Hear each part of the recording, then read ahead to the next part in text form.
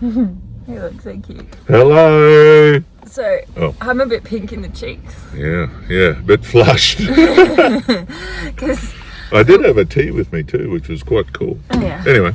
We wanted to tell you about something, I guess it's a little controversial, but it's kind of a bit of a secret weapon. Oh, for us, it's really, really helped. Yeah. Really helped us. So we've both been, I guess, involved in health and wellness for a good 15 or so years. I work in a health retreat in Fiji, and they offer something there. It's not something that's recommended by the medical profession, I guess. I guess some do, some don't. It's just one of those things. It's an allied health. Yeah, it's a complementary treatment. But in terms for me of doing back-to-back cycles, this has been something that's really helped me move from... Well, you actually held off for a while. Yeah, because you were a little worried about it. I was scared about doing it, and I spoke... Okay, we're talking about colonics, we should say. We're talking about colon hydrotherapy. I spoke to a friend of mine who's a colon hydrotherapist and asked her what she thought about colonics and IVF. And probably, if people are interested... Like, comment if you're interested, because we could get her to actually do a session on it and explain it. But, do a video, yeah. But what it basically is you put a little tube in your butt and you're sitting on a bed, and it just gently uses gravity and it feeds in a little bit of water into your... Warm water, yeah. Yeah, into your colon, and it helps to loosen up any kind of stool that's in there. Well, I know... If we want to use it, my last surgery, I thought I was going to do myself an injury going to the bathroom because of the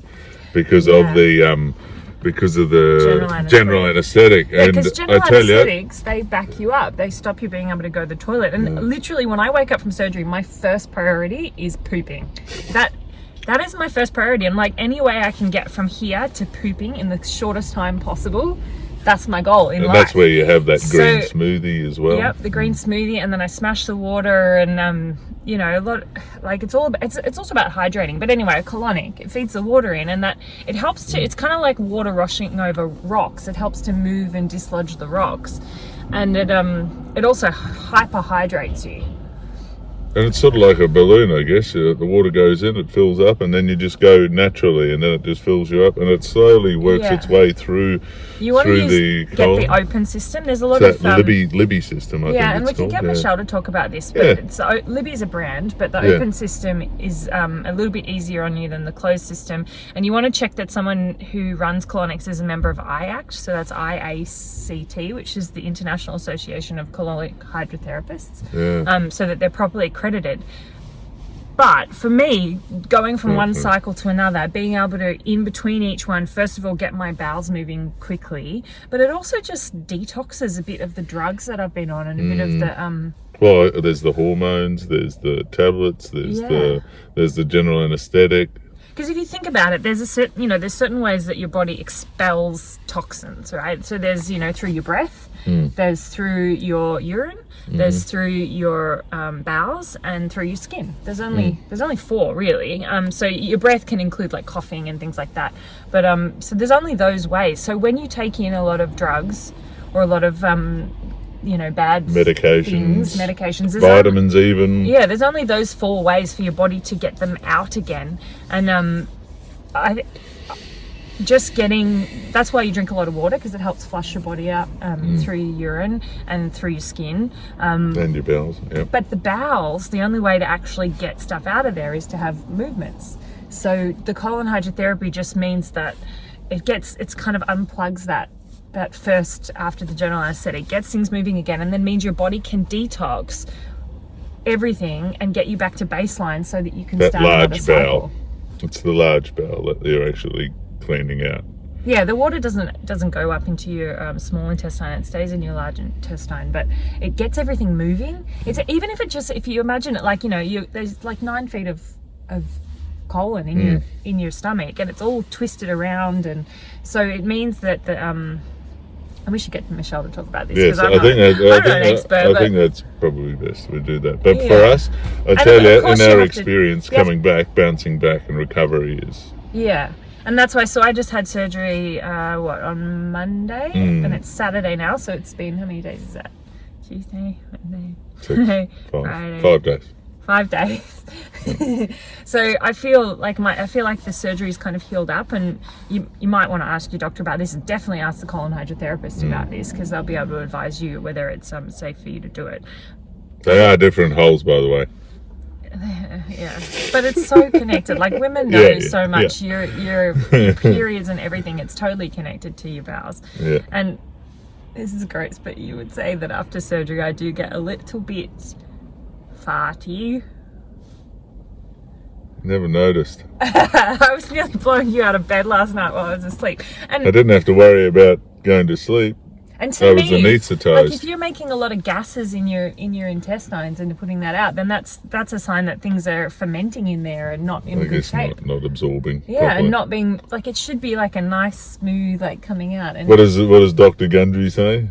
Big snakes. Yeah, big snakes in the toilet bowl. It should be coming out as big snakes. And when you're backed up and you're just farting and it's gross, like, a colonic just fixes it like that. So I'm going to have another one on Monday because we're preparing for another cycle, and I just find that between... What's that? Number 15? Yeah. And then, yeah, that's been my secret weapon, because people always ask me, how do you do 7, 8, 9 cycles in a row? And probably it's just getting back to getting normal. back to ground zero as quick as possible. Recovering as quickly as possible, so I'm ready to go again. So yeah, that's our secret weapon. If you're interested... So I joined it today too. Not in the same room, by the way. No, that's not the case. If you're interested, we can let you know some details and organise a chat with the people we use, professionals who actually who know about this. So yeah, comment and let us know if this is something you're interested in. All right. Bye. Woohoo! Woo! You're excited? Yeah, like this is like exciting times. Like, woo! Oh yeah, well it's about the food. They're the yo-yos. Yeah. Woo! Are you excited about the next cycle? No, I'm excited. I'm doing a night shift tonight. Oh, yeah. No. I'm excited about that. I get a break from you. Well, it sounds like you had a really good call. Yeah, so we're just talking about the... Instead of the same old egg retrieval. Freaks me out that we're doing something different this month. That's like nuts. Yeah. So, you got sandwiches really, or what? Well, wait for your sandwich. All right, let's wait for the sandwiches. Because otherwise you'll just be eating. And hang on, I'm going to turn this down. All right. Yeah, so we're going to our last cycle, which has to coincide with your MicroTESE, and this was really interesting to me because I knew I would have to go on the pill.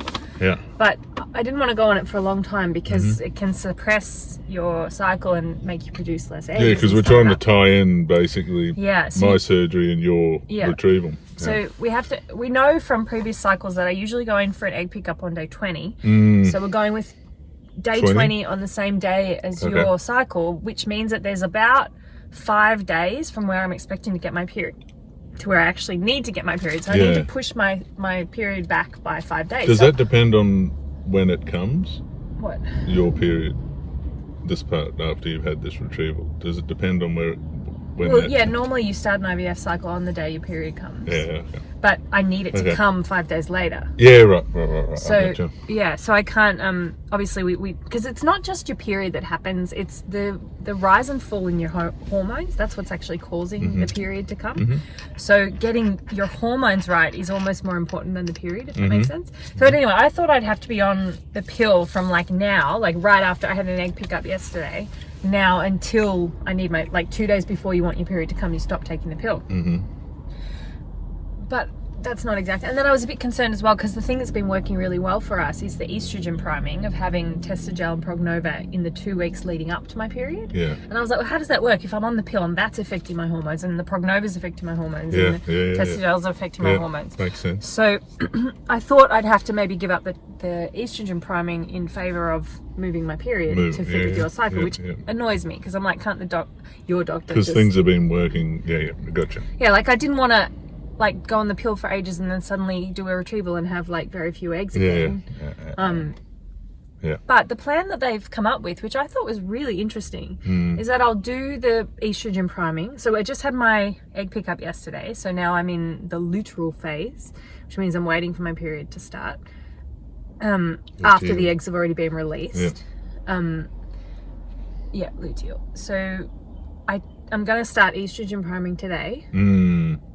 And then the day that I get my period, that's the day I start the pill. So my period's actually going to come in, but then the pill will just keep my hormones at that balance level until I need to start stimming for the next cycle. So basically, I guess it's like my hormones go to a certain level, my period comes, and then the pill keeps my hormones at that level. Yeah, right. During my period. Right. And then when I actually start stimming, it won't be based on a period. I might get a second period when I stop taking the pill. So I'll stop taking the pill 2 days before I want my cycle to start, which will be 20 days before your... Yes. Right? So I'll stop taking it 2 days before that. So I may get a second period then, or I won't. Yeah.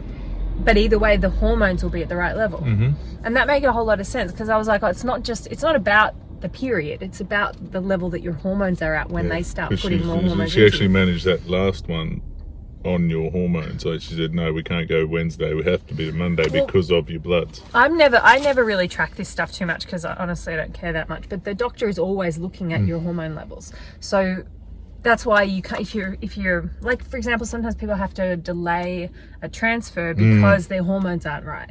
So the doctors actually doesn't care as much about your period as they do about your hormone levels. So and during a cycle, your hormone levels go through the different phases. So through the 3 different phases. So yeah, that's the plan. And I was like, that's perfect, because that way I'm getting the best of all the worlds. I'm able to do the estrogen priming, I'm able to get my period naturally, but then just delay to yours. And then she seems to think that will work better in terms of not suppressing my cycle too much, because technically it won't be suppressing it at all. It's kind of giving me an extra long period. Yeah, right. Which amazing. I'm really excited about that. Yeah, well, I'm just glad that we were smart about when we scheduled your surgery. I got it as close as I possibly could. It was pretty amazing, the date came up. When he offered us the dates, I picked that one specifically because it would be the best. And because also you can't, obviously, it's better to delay a period than try and get a period to come earlier. So I can delay it by 5 days with the pill, but you can't make it come earlier. That's so right. Yeah, that's the plan. Nice one. So we're going to go pick up more drugs today so I can get back on the gear. Yeah. And then I'm off to work. But it's nuts though, isn't it, to think that this cycle we actually get to do a fresh fertilization. Do fertilization and a transfer, potentially. Transfer if everything goes well. Fingers crossed. And this is the only time we'll ever get to do a normal IVF cycle from start to finish. Yeah, from start to finish. That's the only time we'll ever get to do that. Yeah. And I was saying to the nurse on the phone, it's almost like I've forgotten what this process is for. I've been so focused on making eggs, not even on making embryos, let alone thinking about making a baby. I've like completely pushed that out of my mind. I don't think about that. This is my 15th cycle and I've never been able to put anything back in. It's nuts. Yeah. I mean, obviously you can't get your hopes up too much for that first transfer, but gee, it'd be great. The thing I think that's going to be a little bit hard for me is that even when we get pregnant, every time we put an embryo in, we lose an embryo. We don't have the ability to make more of you and me. So, what was that? Just saying. Yeah, this is important. Jon wants to This is what we can do this another time. This part.